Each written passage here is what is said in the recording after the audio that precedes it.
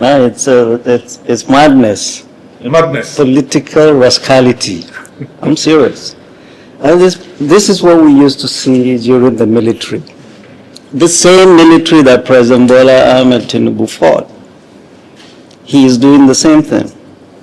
So he hasn't learned any lesson from the time when he ran across the border to Benin Republic and ran away from the military. And he's doing this. He's grabbing everybody that speaks up against his government. And I'm saying this first time because I've had experience.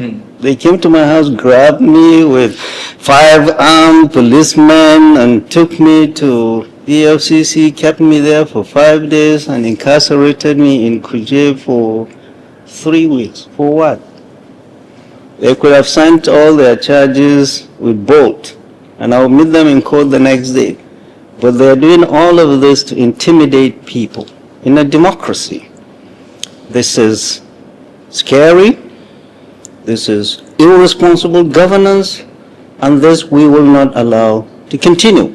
This is exactly what is happening. It's exactly what's happening while here. We're not going to allow this. This is dangerous for our democracy. Selectively picking people you don't want to hear their voices and locking them up in the name of fighting corruption, in the most corrupt government we've had in this country. So, this is madness, rascality, and irresponsible governance. End of story. Say no more. So, invariably, Prof, you're saying the anti-corruption agencies have become a tool in the hands of the ruling government. Yeah, and I've said it. This is not the first time I said it. When I came out, I said it. And I am cautioning them. Governments will come and go. These agencies will remain. They were created for noble purposes, but these politicians are messing them up. We've seen that during the draconian regime of military regime of Buhari, Idi Agbon, how they used the NSO even against their colleagues. And when IBB came, he opened the cells and changed their name to DSS. So President Bola Ahmed Tinubu is not a good student of history. There's no government that continues this way and sees a good end. It's allowing all these agencies, government agencies, and they're allowing themselves to be used as political witch dogs of their politicians, which is a real shame, and it's not going to be allowed. The EFCC, the ICPC, the DSS, the police, everybody is being used to oppress and suppress the opposition. You cannot do that and get away with it. Not in Nigeria, not in any country in the world, not in the most repressive countries in the world have leaders used these agents. We've seen that in Iran during the Shah, he used Savak. We've seen that during Ceausescu. We've seen that in Soviet, everywhere, but in the end they crumble. The will of the people must prevail. End of story. End of story. So, Mr. President, go back and read history again if you've forgotten. If the people you have around you are just lying to you and telling you on your mandate we stand, no. It is the mandate of the people that brought you here. You must listen to the people. We are complaining and raising our voices that you are using federal agencies to suppress dissent. Not in a democracy. If it didn't happen, if it didn't succeed during the military, it can never succeed during a democracy. End of story. I hope he hears that. All the people around him tell him the truth. Because nobody seems to be telling him the truth these days. They're all dancing in your mandate we stand. You know Mullah Nasir very well. You were schoolmates. I shouldn't say classmate because you are a medical doctor.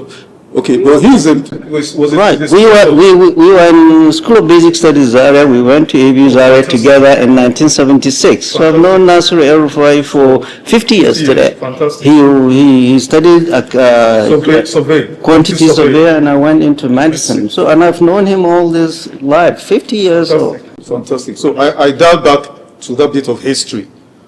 Extremely brilliant, individual, smart as a whip. He should have known the kind of person Bola Ahmed Tinubu is, you know, I'm surprised when people come and tell me Bola Tinubu changed or he deceived them. For 27 years, he's captured Lagos. Nobody has done that in the history of Nigeria. Now, so he knew this man. He knew the kind of system he ran in Lagos. But then Malam Nasir helped almost single-handedly install him as president.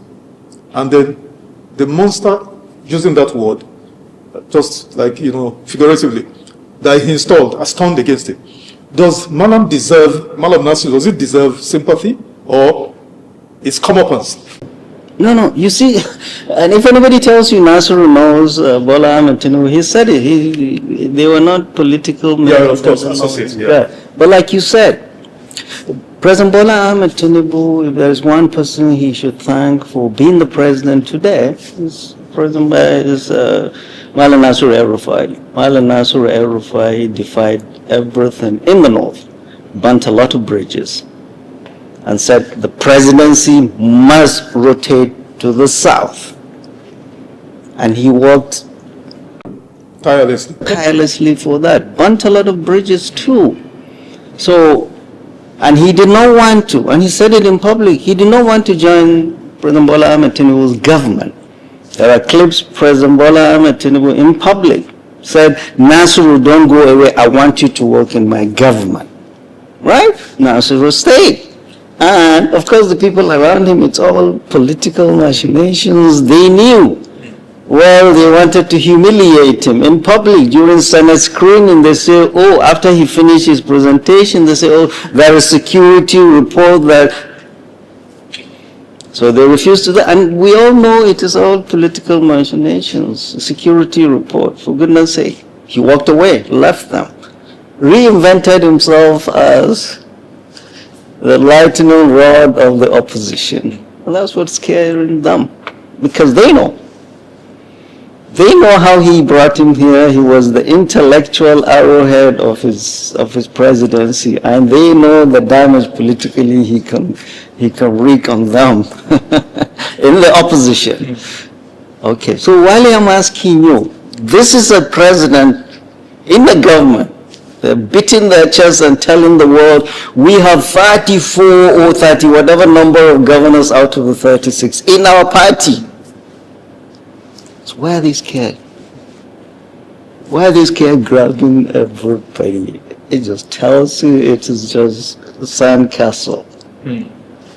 All this 34, whatever, it is procured governors, right? Go decamping. The people are not decamping with them. They're all scared. So for anybody to say what's happening to Nasir El-Rufai is comeuppance, everybody should fold his arm, he is not getting the story right. If it's Nasir El-Rufai today, and we let this cruelty go, it will be Wale tomorrow. Nobody will speak up. When I was incarcerated in Kuje, people spoke up. The media was elders from Kaduna, clerics, the youth, everybody. And this is what made them release me. It's not for God and country.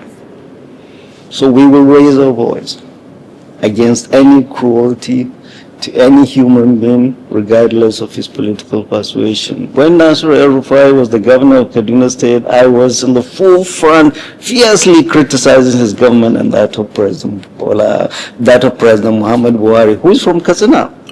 But it doesn't mean today because Nasir is being locked up unfairly, and we should keep quiet and say, Nasir, during our time you did that. No, Nasir, whatever he did during his stewardship, he will answer for that. But nobody, we're not going to be silenced and see what they did to Malami.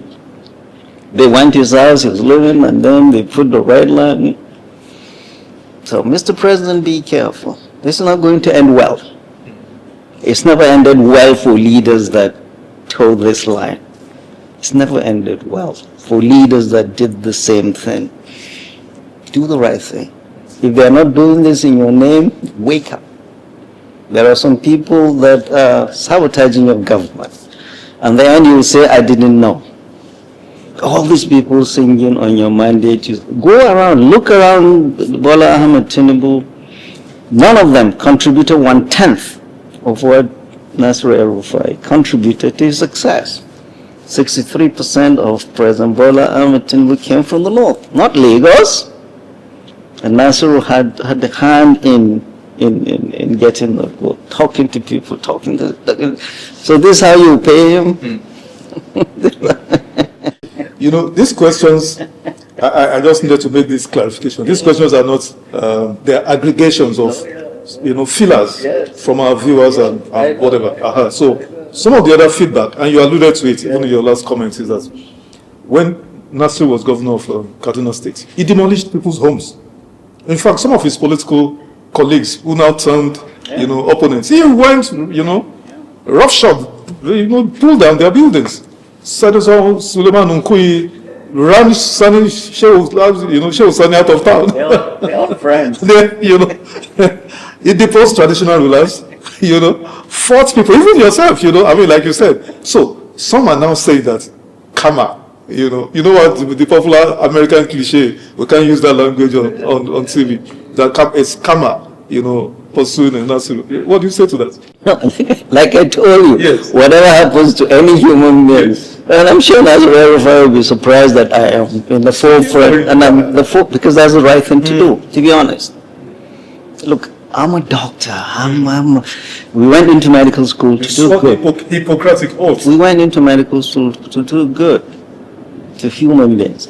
That's why when I hear people talking about Christian genocide, I say, you guys don't know what you're talking about. We deal with life. When we're looking after a patient, we don't ask his ethnicity or his religion. So that is the DNA in me, to stand for what is right, to speak up for the downtrodden, no matter what he did or she did. Or President Nasir El-Rufai, I want to tell the world, Nasir El-Rufai is President Bola Ahmed Tinubu's political prisoner. End of story. Say no more. A political prisoner? Absolutely.